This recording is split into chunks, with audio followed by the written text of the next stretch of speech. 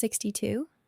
That is the exact age where the institutional system sets a psychological trap, and roughly 2/3 of the population walks straight into it.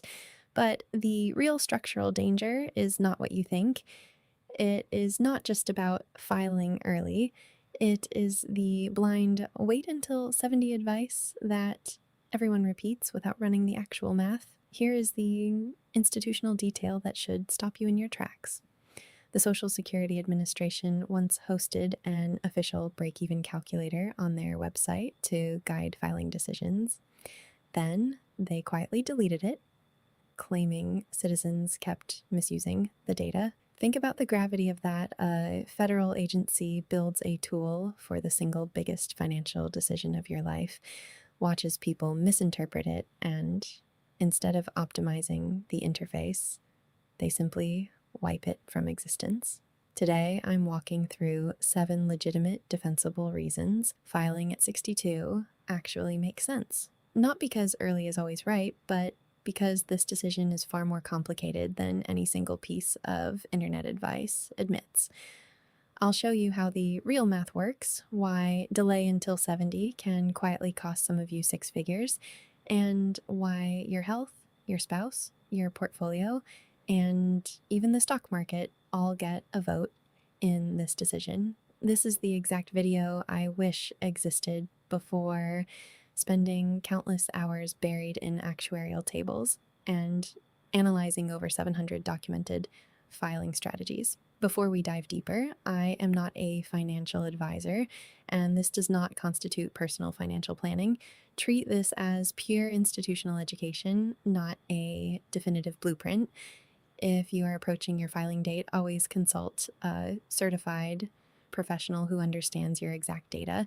Here is the exact framework I want you to hold on to for the duration of this video. Think of Social Security like a high-pressure faucet connected to a secure institutional pipeline. Every fiscal year, you defer opening it, the internal pressure compounds, the capital flows faster and harder. Defer until 70, and you unlock maximum pressure. But here's the structural catch nobody addresses out loud. That pipeline belongs to you. You funded that infrastructure across your entire working life, and if you defer opening it too long, a percentage of that capital never flows at all. It simply remains trapped within the pipeline, permanently liquidated. No institution refunds the strategic leverage you accumulated but never deployed. The entire optimization debate boils down to a single metric. When do you activate the asset? The mainstream advice to constantly delay and remain patient quietly ignores the reality that many professionals have highly rational reasons to file early. Let us build this model using an analytical scenario. Meet Professor Pat. In his final working year, Pat earned $90,000, which represents roughly half of the current institutional wage cap, a realistic upper middle class benchmark. Today, Pat faces 3 distinct strategic pathways. File early at 62 to collect approximately $2,238 a month. Wait until his full retirement age of 67 to claim around $3,198, or defer all the way to 70 to maximize his yield at $3,966. The classic break-even analysis addresses a fundamental metric. Which strategic pathway capitalizes more total dollars into your portfolio by the end of your life cycle? This crossover point typically intersects in your early 80s. Here is where the data gets interesting. The Social Security Administration utilizes an average life expectancy of approximately 84 for an individual who has already attained age 62, shifting away from the mainstream metric of 79. So if Pat survives to age 84 with 0 inflation adjustments, filing at 62 yields him roughly $615,000, outperforming full retirement age filing by about $72,000, but shift that life expectancy metric by a mere 3 years down to 81, and suddenly full retirement age takes the lead. Drop it 6 years to 78, and 62 versus 67 become almost identical, leaving age 65 to emerge as the actual optimal equilibrium. You believe the strategic debate centers on early versus deferred filing. It does not. The critical issue remains that no individual can project their exact mortality, and that single uncertainty governs the entire paradigm. Here is a structural metric that almost nobody integrates into the baseline break-even model, the cost of living adjustment, or COLA. Most mainstream calculators quietly set COLA to 0, completely flattening the economic reality. But Social Security benefits adapt to inflation annually, and here is the compounding twist. If your baseline distribution is larger because you deferred, your annual COLA increase is calculated on that premium figure.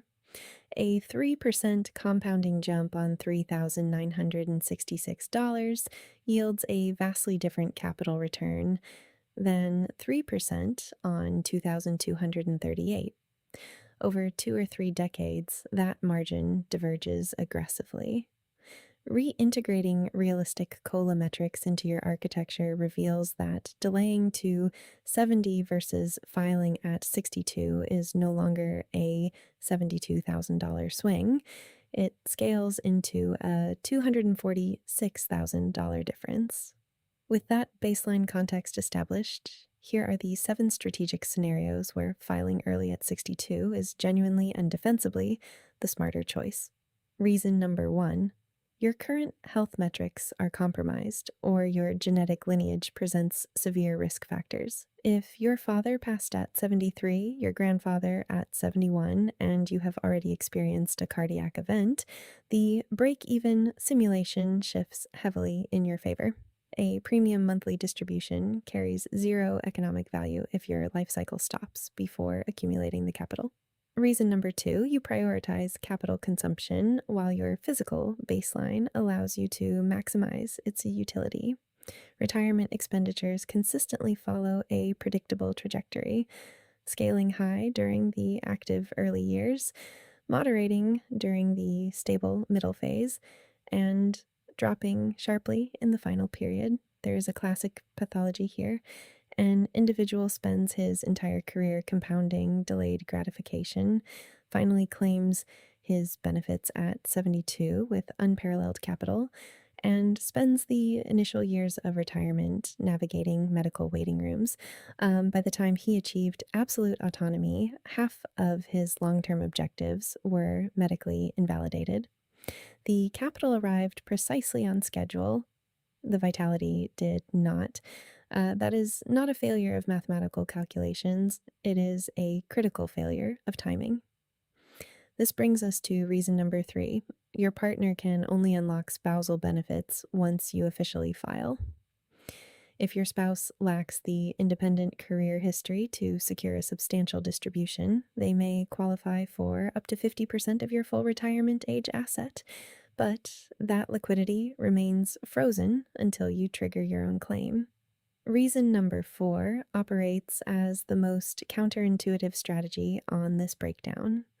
If your partner serves as the primary high earner but faces a critical health diagnosis, their projected life cycle may contract below average. Upon their passing, you inherit their primary equity, the survivor benefit. Consequently, the optimal model becomes clear. File for your independent, smaller distribution early at 62.